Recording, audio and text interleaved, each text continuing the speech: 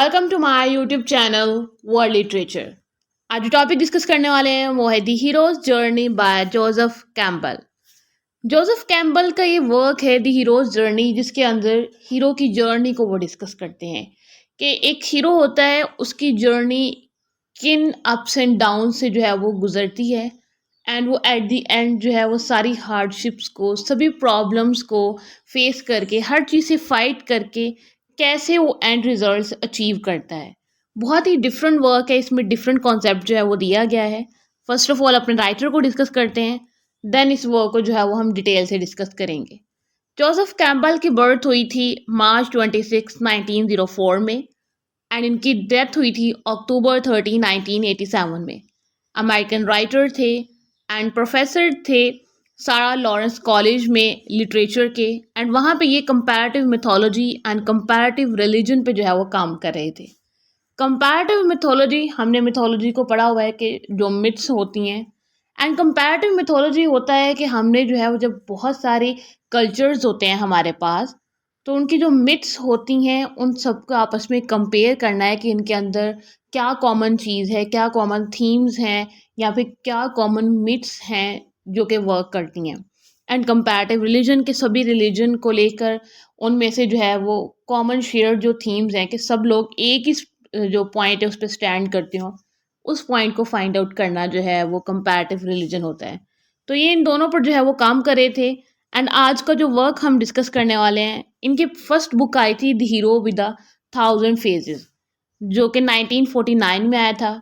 And जो आज का वर्क हम डिस्कस कर रहे हैं द हीरोज जर्नी, ऑलमोस्ट 1990 या फिर उसके बाद 1996 में जो है ये पब्लिश हुआ था।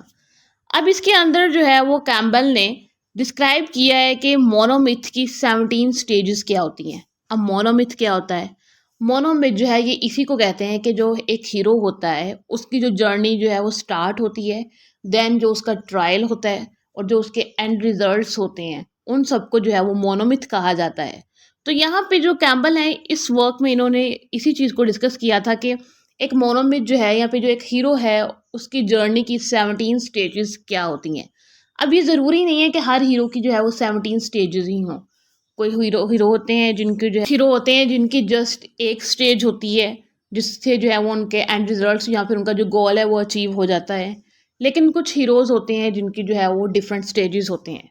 हम बहुत सारे नॉवेल्स, प्लेज, शॉर्ट स्टोरीज़ पढ़ते हैं, उसके हम देखते हैं कि जो प्रोटैगनिस्ट होता है, जो हीरो करेक्टर होता है, उसको जो है वो डिफरेंट चीज़ें फेस करना पड़ती हैं।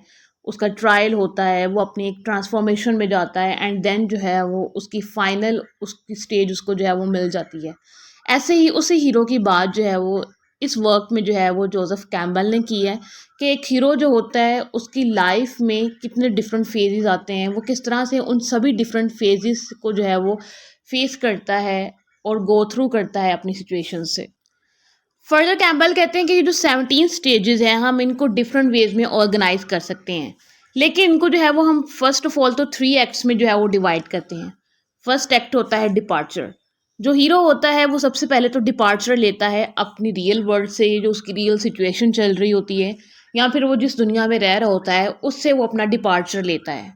सेकंड जो है वो है इनिशिएशन, मीन्स के उसके सामने जो ट्रायल है वो उसके अंदर स्टेप रखता है, या फिर जो अपनी जो उसकी रियल वर्ल्ड से उससे निकल कर जो उसकी एडवेंचरस वर्ल्ड है वो उसमें अपना पहला कदम रखता है, उसको कहते हैं इनिशिएशन, जिसके अंदर जो है वो फाइट करता है अपने ट्रायल से, अपनी हार्डशिप से।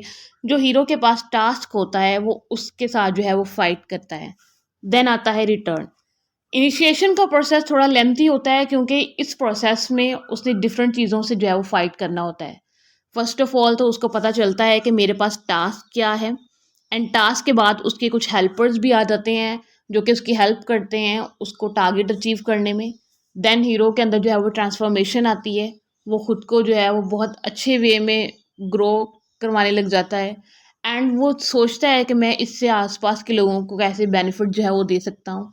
देन जो है वो रिटर्न का पॉइंट आता है, क्या उसने अपना जो टास्क है उसको फिनिश कर लिया था, उसने अपना जो उसको दिया गया था गेम उसको अच्छे से उसने प्ले किया, एंड देन जो है उससे लेसन लिया, एंड उसको रिवॉर्ड भी मिला, और वो उसको फिनिश करने के बाद जो है वो वापस आ जाता है।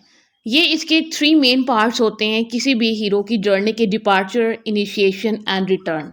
अब इसके जो 17 स्टेजेस हैं वो डिफरेंट हैं। उन पे जो है वो हम सेपरेट लेक्चर जो है वो बनाएँगे। अब यहाँ पे इसकी एक बहुत फेमस डायग्राम है जिसको अंडरस्टैंड करना जो है वो ईज़ी भी है एंड इम्पोर्टेंट भी है। अगर इस डायग्राम को अंडरस्टैंड कर ले तो इसकी जो 17 स्टेजेस हैं किसी भी हीरो की जर्नी को उसको ईज़िली वो अंडरस्टैंड कर सकता है। फर्स्ट ऑफ ऑल तो हीरो को जो है वो एडवेंचर की कॉल मिलती है।